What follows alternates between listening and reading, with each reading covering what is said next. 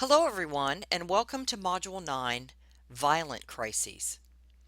A crisis that involves violence and possible death is probably the worst type of crisis an organization can have.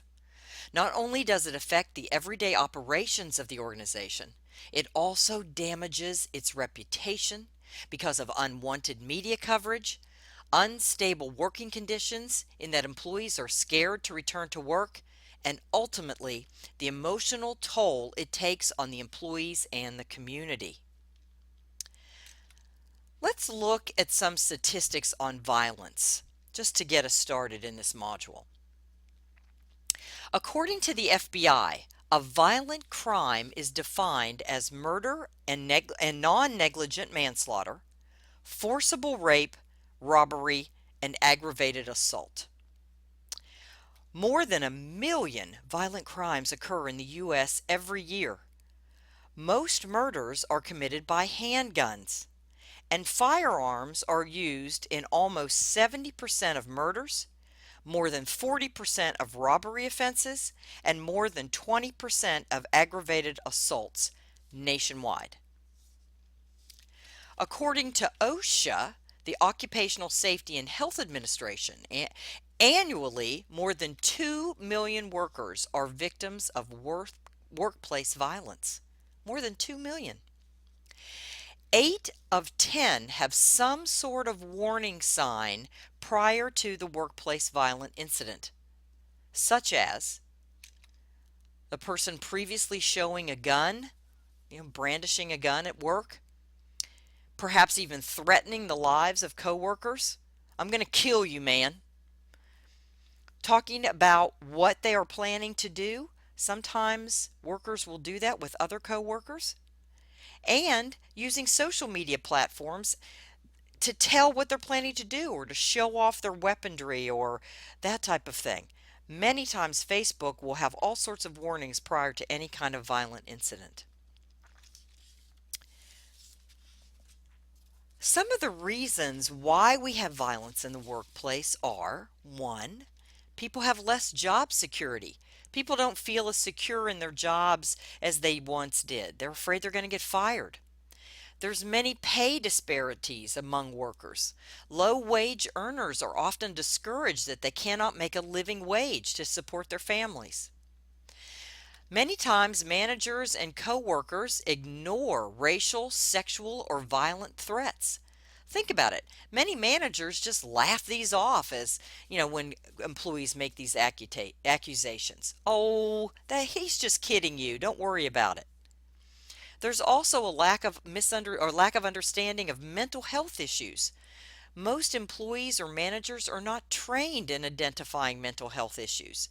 And also, there is a stigma to mental health which still exists in our society, so people keep it covered up.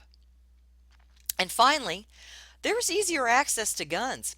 In some areas of our country, there is little to no background checks depending on where the gun is purchased. So what are the consequences of workplace violence?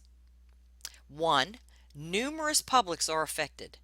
When your company's name is associated with an act of violence, it affects your employees, your customers, other businesses, the community in which the company is housed, and of course law enforcement. Plus, this list could go on and on depending on what kind of company you have. Employee behaviors change after the incident. Occupational violence has been associated with reduced productivity, increased turnover, absenteeism, psychological counseling cost, decreased staff morale, and a reduced quality of life among employees. They just don't feel as good as they used to. Remember, the media are going to be attracted to this story. This is a given. The old saying, if it bleeds, it leads, well, it's true in this kind of case. A company must understand that all media outlets will cover an act of violence in a business. And if the story is really sensational, national media may be attracted to it as well. Companies must have a crisis plan and must refer to the media relations section of this plan. Also, the organization's reputation may be in jeopardy. A company's name is going to be associated with the act of violence.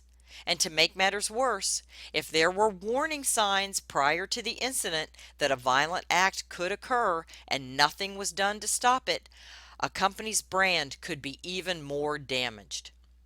And finally, litigation should be anticipated. There will be lawsuits against your company. Even if everything was done correctly prior to the crisis incident, be prepared for litigation. But don't allow the lawyers to direct every statement you make. There may be sensitive information that cannot be revealed to the public, but you, as a public relations representative, must have a public presence. At least your company must, and it must be transparent. Besides the court of law, your company is also being tried in the court of public opinion, and this can be much more damaging to your company's reputation. So, what is public relations' role in the event of a crisis of violence? What can we as practitioners do to bring about recovery and normalcy back to our work environment? Well, there are 3 steps we can take according to a PRSA article, Recovery Communications, Helping Your Employees Heal After Workplace Violence. And this was written by Burton St. John III, who's an APR. I have posted this article on your Blackboard site. The first step is you must have an effective leader, one with people skills, who immediately makes face-to-face contact within the first 24 hours. He must make that with as many employees and victims as possible. And this effective leader, he or she must be a good listener as well, because people will want to tell their stories. Also, realize that there is an emotional numbness among your employees, customers, and family members, and so forth. They are in shock, disbelief, and denial. Also, your company must work closely with law enforcement to be able to give out correct information without speculation and inaccuracies. Step 2. Within the first 24 hours, as people move from denial to anger and anxiety, you must demonstrate that your company is in control of the situation, and you must communicate often. Update with news briefs for the media and emails and briefs to employees. Have trained counselors, psychological counselors available at your business for your employees to talk to. You also need to be at present and allow your employees to attend all memorial services if they want to.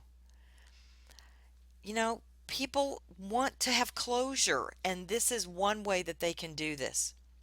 Plus, with family members of the victims, if there are children or people going to college, scholarships may be a nice thing to help those families move on with their lives. And step 3.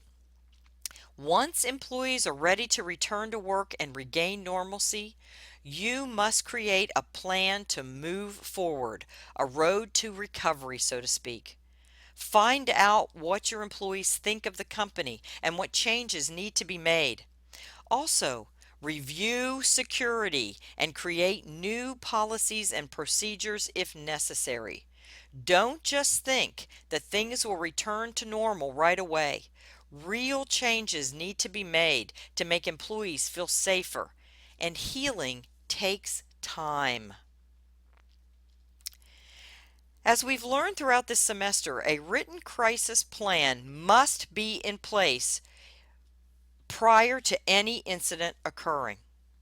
In your plan, you must make sure that security personnel are part of the crisis management team. These men and women are trained in dealing with violent episodes, and their expertise must be used in this type of crises.